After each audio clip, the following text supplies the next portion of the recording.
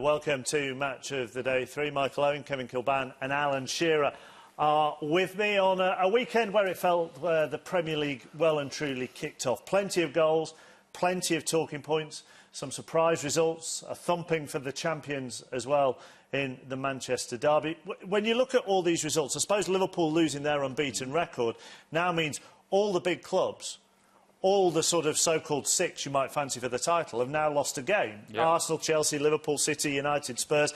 That last happened in the 2006-07 season.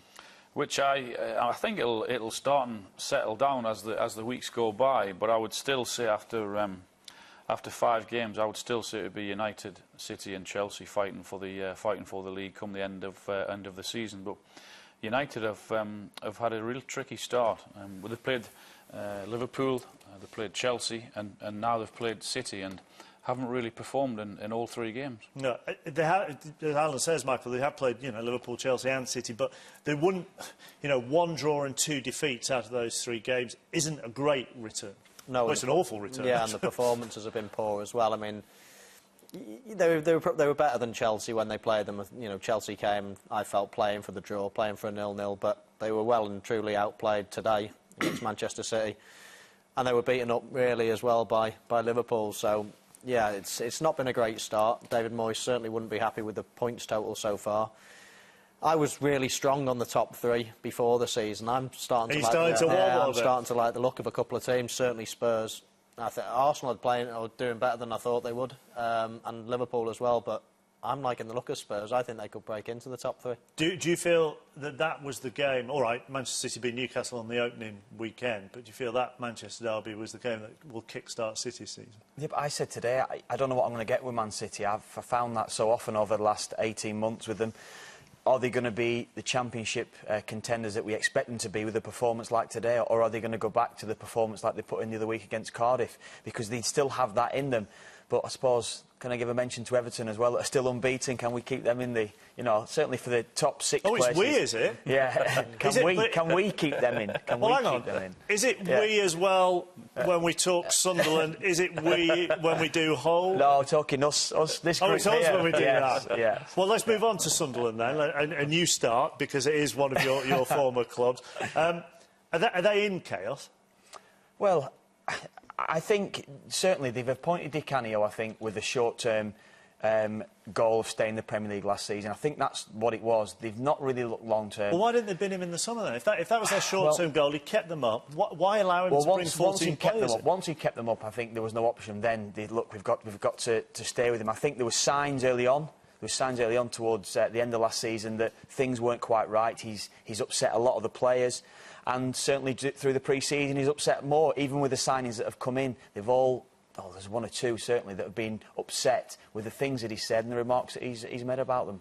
But when you say it's short-term, they've given him and they've given his backroom staff, quite a considerable number of them, and chief scouts, long contracts. So it's mystifying, really. I know the results have been poor, performances have been poor, but to give a guy £19 million in the summer to spend on 14 new players, to give a guy the power to sell players, as in a Sessegnon 2 weeks ago, and then to sack him 5 games into the season, I find it's incredible. Because what I would say is Paolo Di Canio hasn't really changed as a manager or a man manager, whether you like his style or not, or agree with it or not. He did the same things when he was manager at Swindon. He had rows with his players. He put a player on, took him off after 15 or 20 minutes. The goalkeeper at Swindon did the same thing then. So there was rows then. So you would assume that the guys at Sunderland, Ellis Short and his chief executive, would have asked questions of people and to get to know him, to get to know his character. So he hasn't changed, Di Canio, but for them to do that so soon into this season...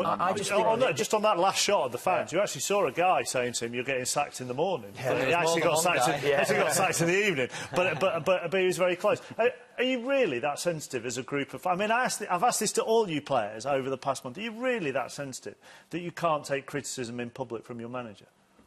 just not the done thing, is yeah, it? it's not the done thing. I mean, you know, managers are quick to preach that we stick together. This is a team. You know, surround ourselves with people, stay in these four walls, blah blah blah.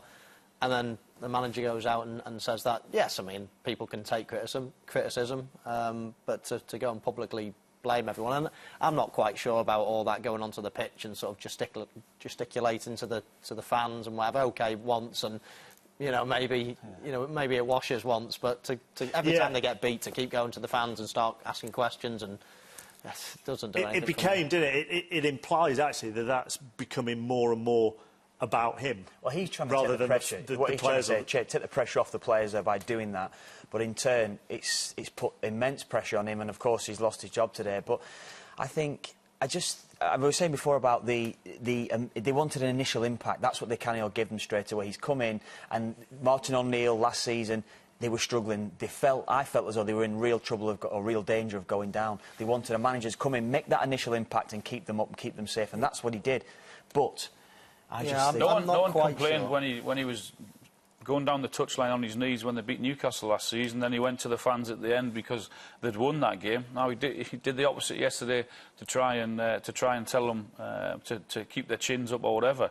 But that's who he is. That's what he is. That's what you get with him. I'm not sure either whether when he is trying to take the pressure off him off the players, because he's almost gesticulating, going, you know, what can I do, as if to say, it's them in there that are rubbish. I mean, what can I do? What you tell me was his arm movement, and you know, I think it's all about him. Roberto Di Matteo is the bookies' favourite. Gus Poyet also on that list. By the time this is on the website, an appointment might already be made. So rather than you look into your crystal ball on that sense, is there a managerial future for Paolo Di Canio in this country after this experience? Well, I think Sunderland took a huge gamble in appointing him. And I think I'm not sure there'd be many owners or chairmen out there who would be willing to take the same gamble again. No players would want him. And not top flight club as well. I think, you know, lower down he obviously did a good job at Swindon, but top flight players, they're a different breed. Certainly the foreign lads even he's brought in, they wouldn't certainly like the style. You mean pampered? Probably right, yes. yeah. Well, it's true, though, isn't it? It is true. I think, especially younger players coming through now, it's a different breed now, it's a different game, and perhaps that style of management might have been right maybe 15, 20 years ago, but not now.